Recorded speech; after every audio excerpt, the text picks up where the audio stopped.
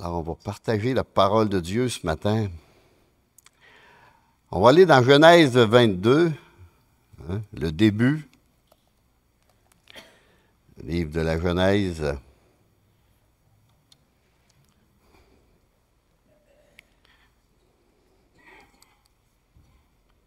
Alléluia.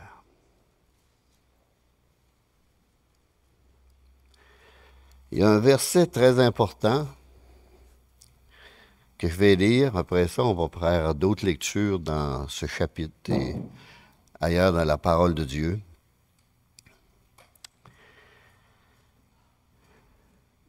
C'est Genèse 22, verset 14.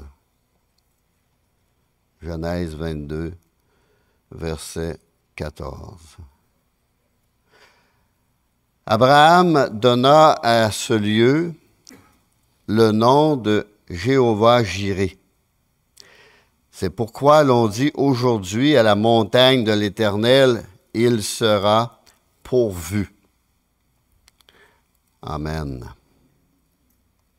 Seigneur, puisses-tu bénir ta parole dans nos cœurs ce matin? Nous rendre sensibles, obéissants. Nous donner une oreille exercée, Seigneur, à entendre ta voix, ô précieux Jésus, et de s'y soumettre. Précieux Sauveur, viens, Éternel, viens nous aider dans notre marche spirituelle, dans notre vie avec toi, Seigneur, et pour toi. Ô merveilleux Jésus, c'est toi, par la puissance de ton Saint-Esprit, qui nous a sauvés et qui rend ta parole vivante, pénétrante, tranchante, et qu'elle soit remplie d'une onction, cette parole, ce matin, Seigneur, afin de pénétrer les cœurs, de transpercer les cœurs. Brise nos cœurs rebelles, Seigneur. Brise nos cœurs désobéissants parfois, Seigneur. Brise cette insoumission, Seigneur. Et donne-nous, Seigneur, d'obéir à ta parole. De tout cœur. Dans le nom de Jésus, je prie. Amen. Jéhovah-Jiré, l'Éternel pourvoira. L'Éternel pourvoira.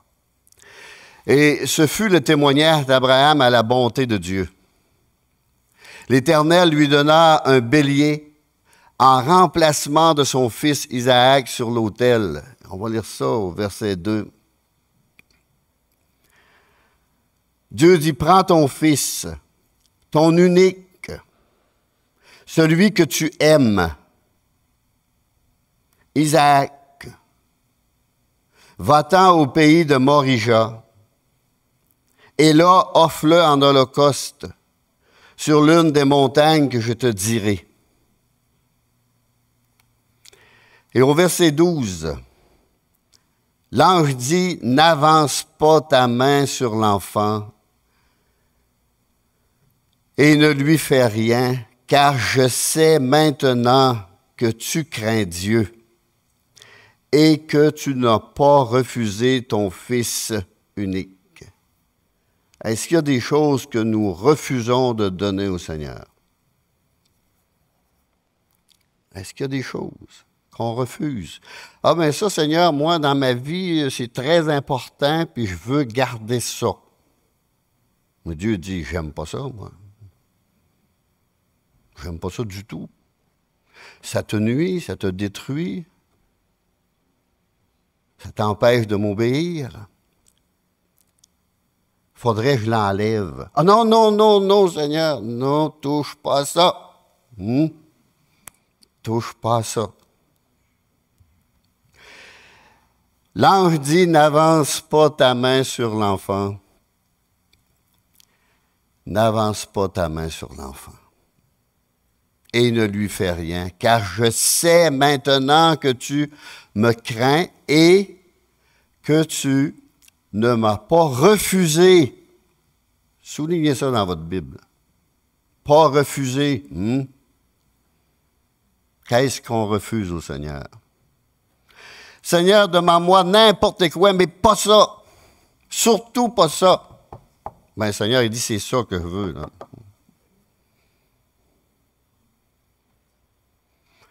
Ton fils, ton unique. Hein? Il y avait un fils, un véritable fils. L'autre était de la servante. Tu n'as pas refusé ton fils.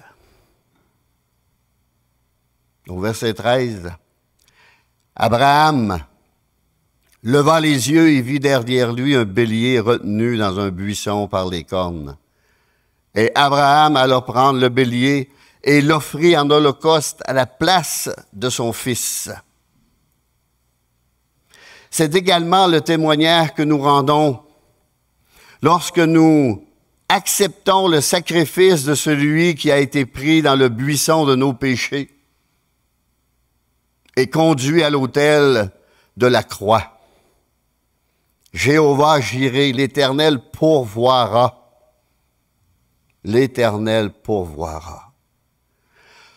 Au verset 7b, Isaac reprit. Voici le feu et le bois, mais où est l'agneau pour l'Holocauste? Ouch. Où est l'agneau pour l'Holocauste?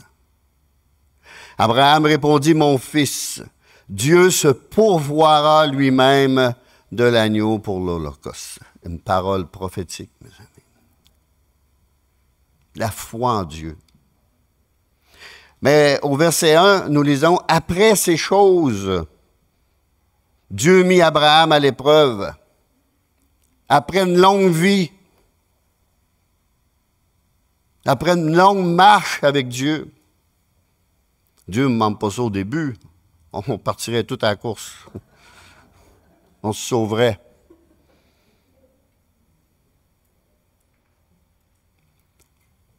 Mais à un certain âge dans le Seigneur nous le demande.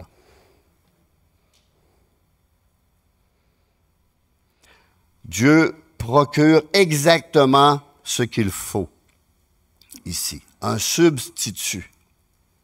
Un substitut. Quelqu'un qui vient prendre la place de celui qui était voué à la mort. Et à cause du péché, nous étions sous la condamnation, sous la malédiction, voués à la mort. Car le salaire du péché, c'est la mort. Dieu seul pouvait procurer le sacrifice qui était nécessaire. Rien ne peut venir à bout du péché, mes amis. Rien. Ne luttez pas contre le péché. Vous êtes vaincus d'avance si vous n'avez pas Dieu et le Saint-Esprit. Ni l'éducation, ni la civilisation ne peut venir à bout du péché. Le seul remède est la régénération à travers le sang de l'agneau. La nouvelle naissance, naître de nouveau. Désigné par Dieu, qui m'a aimé et qui s'est livré lui-même pour moi. C'est ce que l'apôtre Paul dit dans Galates 2:20 à la fin du verset. Qui m'a aimé et qui s'est livré lui-même pour moi. Il l'avait compris. Il l'avait compris, il l'avait saisi. Est-ce qu'on réalise cela? Excuse. On fait des farces pour se souvenir du nom et dire réalise. Et à chaque fois que je dis réalise, il me vient des noms en tête. Christ, notre Pâque, a été immolé. 1 Corinthiens 5, 7b. Livré pour moi et immolé pour moi. Quel grand amour, quel merveilleux amour, quel puissant amour. Paul l'avait saisi comme faux. Il l'avait saisi, il avait saisi le sacrifice de Jésus-Christ. Et nous aussi, nous devons saisir cela pour nos vies personnelles. Que ce soit une révélation, une confirmation, une puissance en nous. Jésus a pris ma place. Jésus a pris ma place sur la croix. Et ça doit m'amener à verser des larmes, mes amis. Des larmes. À cause de quoi? De mon péché.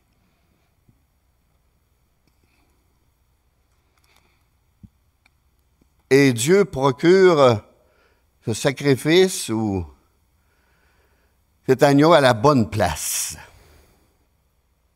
À la bonne place. Au verset 14, à la montagne de l'Éternel. Le lieu comme l'offrande faisait partie du dessein de Dieu, du plan de Dieu. La croix était prévue par Dieu. Tout de suite après qu'Adam et Ève aient péché. Il y a eu une prophétie qui a été donnée à Adam et Ève. De la descendance d'Ève viendra un sauveur. Il écrasera la tête du serpent. Mais il lui blessera le talon. Hein? La croix. La croix, mes amis. La croix était prévue par Dieu. Et même ici, c'est un rappel. Chapitre 22, verset 2b. Va-t'en au pays de Morija, et là, offre-le en holocauste sur l'une des montagnes, que je te dirai. Que je te dirai. Morija est la chaîne de montagnes où se trouve Jérusalem, mes amis. 2 Chroniques 3:1. Salomon commença à bâtir la maison de l'Éternel sur la montagne de Morija. Et ce fut sur la même montagne que le bélier fut pris dans le buisson pour mourir à la place d'Isaac. Le mont Calvaire fut la montagne du Seigneur, mes amis. Là où Jésus, l'agneau de Dieu, fut cloué sur une croix et offert en sacrifice pour nos péchés. Pour nous. Pour nous. Ce même mont fut pour Abraham un lieu de communication, de révélation. Par le sang de la croix de Christ, nous sommes réconciliés avec Dieu. Dieu nous a réconciliés. Jésus nous a réconciliés. C'est merveilleux, mes amis. Sans effusion de sang, il n'y a point de pardon. Hébreux 9, 22. Le bélier, Dieu le procure au bon moment. Hein? Au bon moment. Dieu procure ce qu'il faut à la bonne place et au bon moment. Amen. Juste au moment où le couteau fut levé et le coup mortel fut sur le point d'être porté. Quand on dit qu'on a un Dieu de dernière minute, c'est plus en son temps, là. Mais il nous fait des surprises. Parce que notre frère, il cherchait un logement. Il a visité, tout à coup, Dieu a donné la bonne. En son temps. L'ange lui dit, n'avance pas ta main sur l'enfant et ne lui fais rien. Au verset 12. Ne lui fais rien. Au verset 13, Abraham leva les yeux et vit derrière lui un bélier retenu dans un buisson par les cornes. Et c'est une phrase que j'ai déjà dit, que je répète. Lorsque Dieu fournit le bélier à la place d'Isaac, il épargna au cœur d'Abraham une douleur qu'il s'infligerait à lui-même plus tard. Car Dieu a tant aimé le monde, parce qu'il est écrit au mur, qu'il a donné son Fils unique, afin que quiconque croit en lui ne périsse pas, mais qu'il hérite de la vie éternelle. Dieu nous a aimés, mes amis. Il nous aime encore. Le substitut était là. Le substitut était là. L'horloge de Dieu est infaillible. L'horloge de Dieu est infaillible. La foi sera éprouvée parfois jusqu'à l'extrême limite, mes amis. Le point de désespoir peut être juste sur le point d'être atteint. On dirait qu'il manquerait une goutte. La goutte qui ferait déborder le vase. Mais Dieu ne la met pas. Mais il nous emmène dans nos limites. Vous êtes sûr de ça. Mais jamais le Seigneur ne permettra que nous soyons tentés au-delà de nos forces. Et avec la tentation, il préparera le moyen d'en sortir. 1 Corinthiens 10, 13. Aucune tentation ne vous est survenue qui n'ait été humaine. Et Dieu, qui est fidèle, ne permettra pas que vous soyez tentés au-delà de vos forces. Mais avec la tentation, il préparera aussi le moyen d'en sortir, afin que vous puissiez la supporter. Dieu nous aime, mes amis.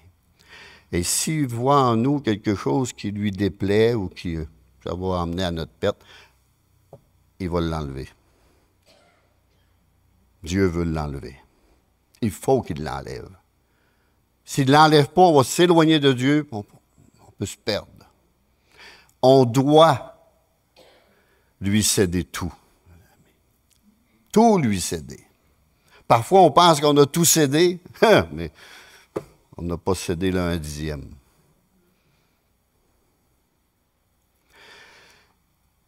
C'est souvent lorsque l'homme est à bout que Dieu se manifeste. Lorsque nous n'en pouvons plus, la grâce vient nous secourir. La grâce vient nous secourir. Et on pourrait regarder notre frère qui relève. Et je relèverai. Et je relèverai. Gardons la foi. Gardez la foi. Quand nous crions, Seigneur, sauve, nous périssons. En Matthieu 8, 25. Seigneur, sauve, nous périssons. La main qui sauve, qui secourt, celle de Dieu s'étend immédiatement pour nous secourir, mes amis, pour nous relever. La fidélité ici d'Abraham est récompensée. Un verset dans la Bible, « Si tu crois, tu verras. » L'Éternel pourvoira. Nous pouvons, nous aussi, venir à Dieu, premièrement avec confiance, avec foi. Dans Romains 8, 32, « Lui qui n'a point épargné son propre Fils, lui qui n'a point épargné son propre Fils, mais qui l'a livré pour nous tous, comment ne nous donnera-t-il pas aussi toutes choses avec lui? » S'il a épargné, s'il a envoyé son Fils, il n'a même pas épargné. Imaginez, il va tout nous donner ce qui est nécessaire. Il n'y a pas un plus grand geste d'amour que cela. Philippiens 4, 19, « Mon Dieu pourvoira à tous vos besoins selon sa richesse, avec gloire en Jésus-Christ. » Il pourvoira à tous les besoins physiques, matériels et spirituels dont vous lui ferez part. Ça, c'est la prière. Il faut lui faire part de ces besoins-là. Il y pourvoira en Jésus-Christ. En plus, il peut faire infiniment au-delà de tout ce que nous demandons ou pensons. Et je crois qu'il a fait au-delà.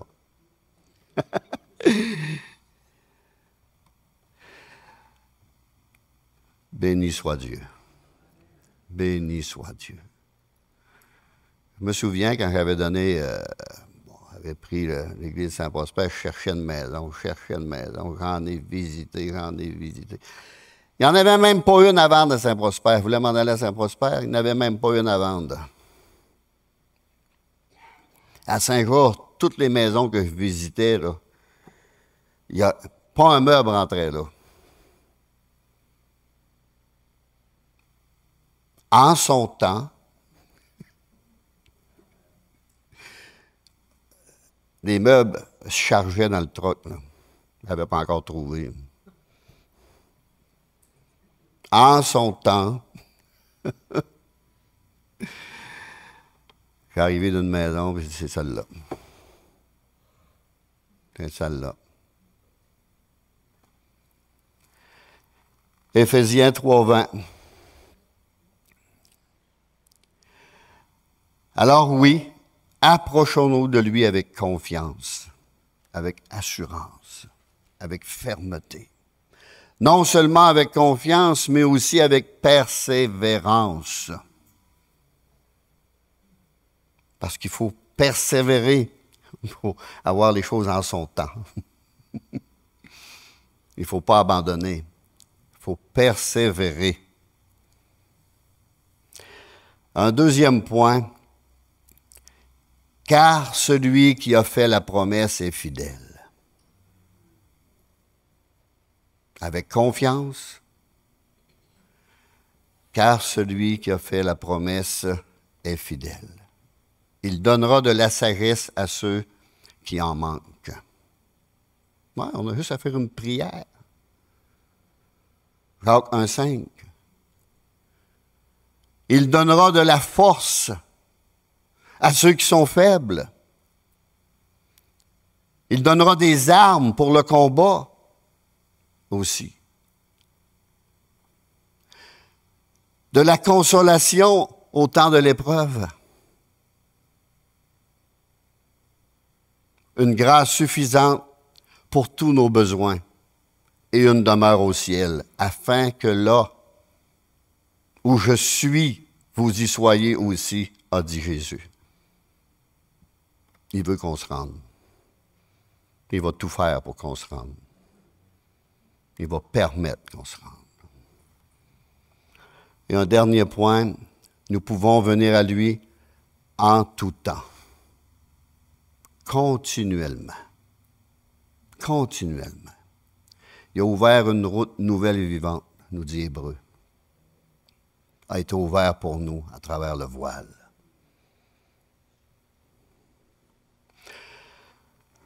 N'a-t-il pas dit, je ne te délaisserai point, je ne t'abandonnerai point, on l'a entendu par prophétie ce matin, afin que nous puissions dire avec assurance, avec ferme assurance, le Seigneur est mon aide, je ne craindrai rien. Le Seigneur est mon aide, je ne craindrai rien. Pour la vie, pour la mort, pour l'éternité. Rien. Jéhovah jiré, l'Éternel pourvoira. Le test que Dieu ici a imposé à Abraham nous apprend que Dieu éprouve parfois la foi de ses enfants. S'il n'a pas encore fait, il va le faire. Soyez sûrs et certains de cela. Dieu teste notre foi. Dieu éprouve notre foi.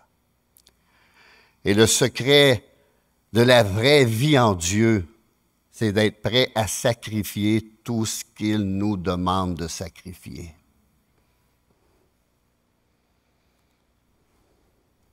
Vends ce que tu as, viens, suis-moi. Ça me demande un sacrifice, mesdames. Vends ce que tu as, viens, suis-moi. Est-ce qu'on est prêt à se sacrifier? Il y a un jeune homme dans la Bible qui n'était pas prêt. Un jeune homme riche n'était pas prêt du tout. Tout ce qu'il nous demande,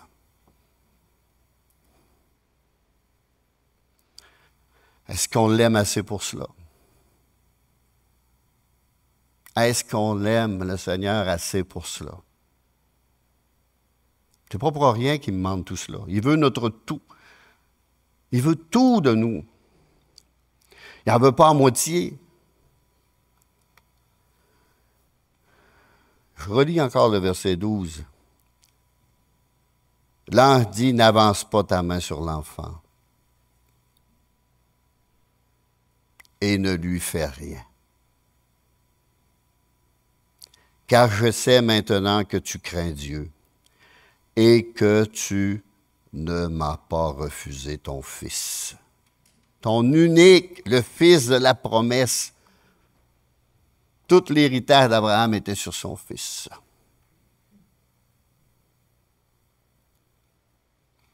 Je sais maintenant que tu crains Dieu. Malheureusement, beaucoup de chrétiens qui n'ont aucune crainte de Dieu. Aucune. Ils ne connaissent même pas ça. Ils ne savent même pas c'est quoi. Dieu est amour au point final. Il nous aime trop pour nous laisser tels que nous sommes. Avec cette misérable nature-là. Alors qu'Abraham était sur le point de faire le sacrifice, tu ne m'as pas refusé ton fils, ton unique. Dieu a vu que son cœur était totalement soumis, complètement soumis à la volonté de Dieu. Est-ce que Dieu peut trouver de la rébellion de notre part, de l'insoumission de notre part? L'Éternel savait maintenant qu'Abraham était un homme qui le craignait, et qui cherchait avant tout à accomplir la volonté de Dieu et non la sienne. Abraham a été testé durement, mes amis. Durement. Le test a été difficile, dur, pénible. Et sans aucune hésitation, Abraham a obéi. Il est parti comme Dieu avait demandé, offrir son fils en sacrifice.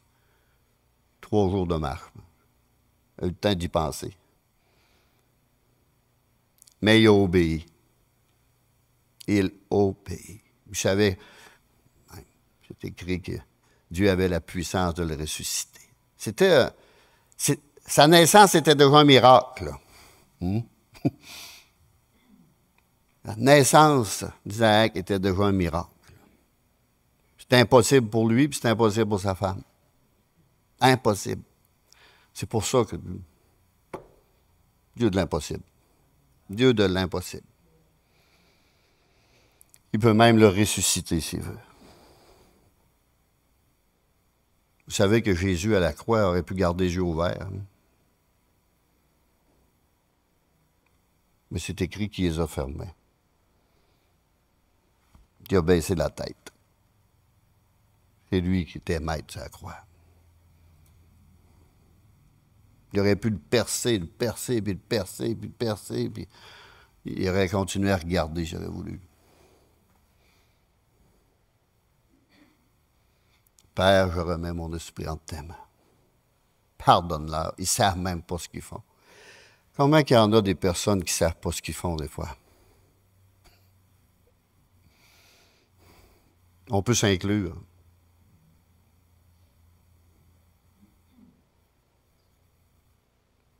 S'il y a quelque chose dans nos vies ou dans vos vies que vous aimez plus que le Seigneur et qui passe avant lui, soyez certains qu'un jour, Dieu va vous demander de faire un choix. Soyez sûrs et certains de cela. Choisis. Choisis. Et si c'est certain que le cœur d'Abraham était dans la tristesse et dans la douleur, mes amis, c'est sûr, il avait perdu le sourire pour un bon moment.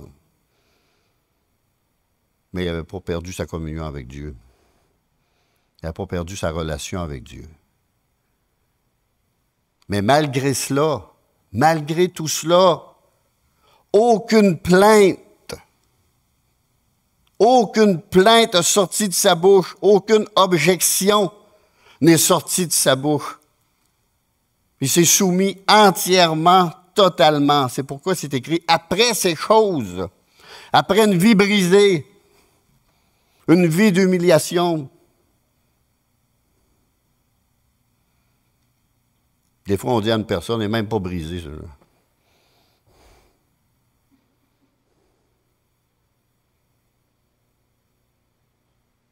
Rien n'est sorti de sa bouche, mes amis. Rien. Il s'est soumis entièrement, totalement. C'est ta volonté, Seigneur, pas de problème. C'est ce que Jésus a fait. Il ne discute pas l'ordre de Dieu. Il ne discute pas l'ordre de Dieu. L'ordre de Dieu est écrit. Grandeur du Nouveau Testament.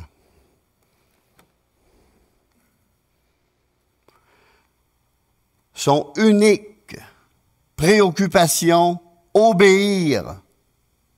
Obéir. Même s'il ne comprenait pas le plan de Dieu.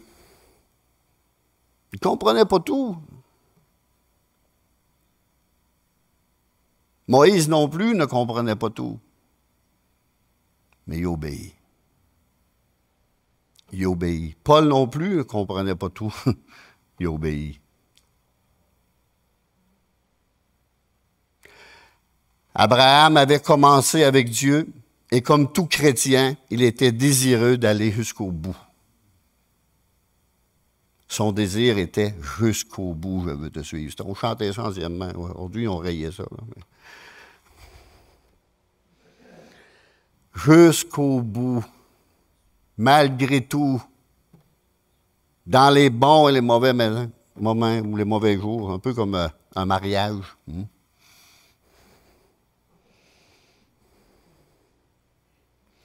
Quelle fidélité et quelle maturité spirituelle, mes amis.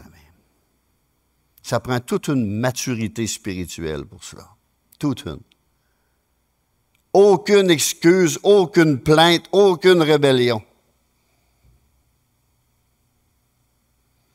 Mais une soumission et une obéissance complète, totale, mes amis.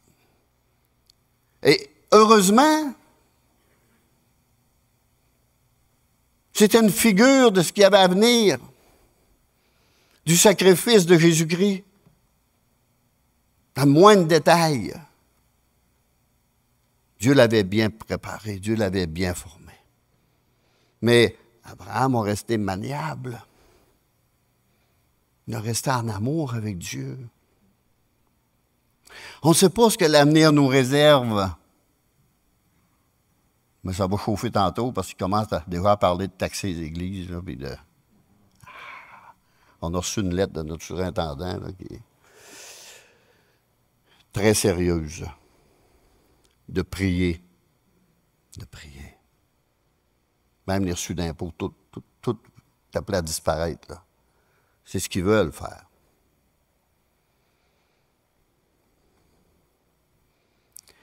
La vie chrétienne n'est pas vécue à coup d'émotions et de sensations, mes amis, mais de profondes convictions. Ça prend des convictions profondes. Abraham était prêt à donner à Dieu cette vie qui était plus précieuse que la sienne.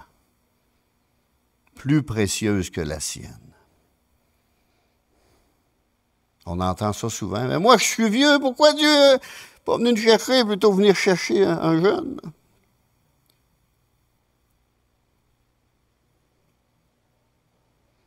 La foi véritable doit être capable d'aller jusqu'au bout, jusqu'à l'abandon total de ce que nous avons de plus cher, mes amis. De plus cher. Lorsque Dieu demande à un de ses enfants, « Offre-moi ce que tu aimes le plus sur l'autel du sacrifice? Sommes-nous prêts à obéir? Ah non, Seigneur, ça, j'aime ça. Pas plus que toi, mais énormément. Parce qu'on ne peut pas dire ça, plus qu'on sait ce que la Bible dit. La vraie foi nous amènera à une véritable obéissance, mes amis. Une véritable soumission. La vraie foi. Dieu teste notre foi. L'obéissance avant la bénédiction, mes amis. L'obéissance avant la bénédiction. L'obéissance avant n'importe quel sacrifice aussi.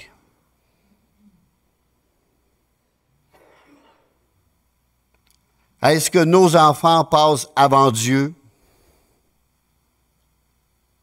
Mon mari, ma femme, la pornographie, le jeu, les drogues, peu importe, toutes sortes de tabac, travail, mon temps qui est si précieux, mon argent, mes caprices, mes passions, mes idoles, mes émissions de TV ou Internet, est-ce que ça passe avant Dieu? Ben, Seigneur, moi n'importe quoi, mais surtout pas ça. Dans Luc 6, 46, il y a un verset que j'aime bien. Pourquoi m'appelez-vous Seigneur, Seigneur? Seigneur, ça veut dire maître sur ta vie. Et ne faites-vous pas ce que je dis ou commande. Moi, j'ai rajouté ou commande, là, mais... Pourquoi? Dieu dit, réfléchissez, là. Pourquoi m'appelez-vous Seigneur? Ou chantez-vous Seigneur, Seigneur? Ou priez-vous Seigneur? Sans se soumettre à lui? Sans se soumettre à ce qu'il demande de faire? Ce que le Seigneur désire le plus de notre part, c'est que nous puissions mettre sa parole en pratique. Tu aimeras le Seigneur ton Dieu de tout ton cœur. Matthieu 7, 22, 37, 38. Tu aimeras le Seigneur ton Dieu. Je vais le lire, là. Au verset 37. Jésus lui répondit, tu aimeras le Seigneur ton Dieu de tout ton cœur, de toute ton âme, de toute ta pensée, on pourrait dire de toute ta force. C'est le premier et le plus grand commandement. C'est le premier et le plus grand. Il y en a un autre.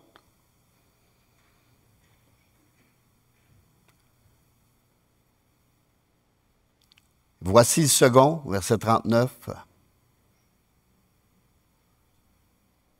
qui lui est semblable. Tu aimeras ton prochain comme toi-même. Tu aimeras ton prochain comme toi-même.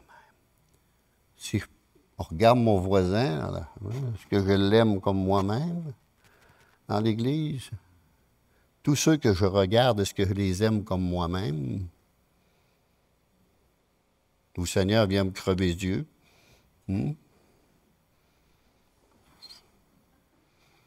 C'est ce que le Seigneur demande, mes amis. Alors, qu'est-ce qui passe avant Dieu? Est-ce qu'on a des choses dans nos vies qui passent avant Dieu? Qu'on aime plus? Vous savez, il y en a qu'une réunion de prière ou une réunion du dimanche, c'est tout un combat. Tout un combat. Il me semble que je vois Dieu que presque à nous devant les suppliants de venir pour qu'il les bénisse.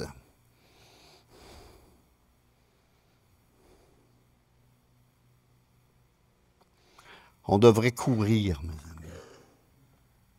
Courir. pour aller dans la présence de Dieu. Il y a des témoignages de des personnes qui ont été malades des années. Ils ont persévéré. Puis un bon matin, lorsque ça leur tentait le moins d'aller à l'église, qui auraient resté couchés, même peut-être un mal de tête les empêchait. C'est un mal de tête qui vous empêche de venir à l'église. Mettez-vous pas à sourire, puis sauter de joie, puis dire merci Seigneur. Non. C'est le diable, ça.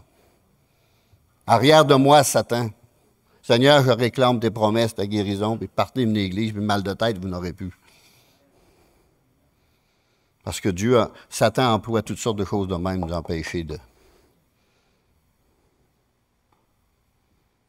Vous relirez le livre de Job.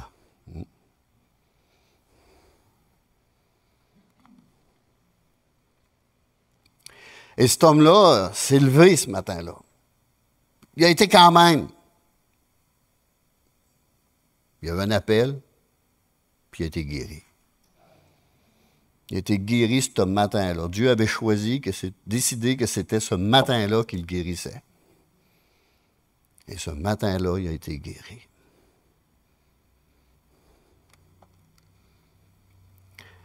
Alléluia. Je demanderai au conducteur de chant, musicien, de revenir.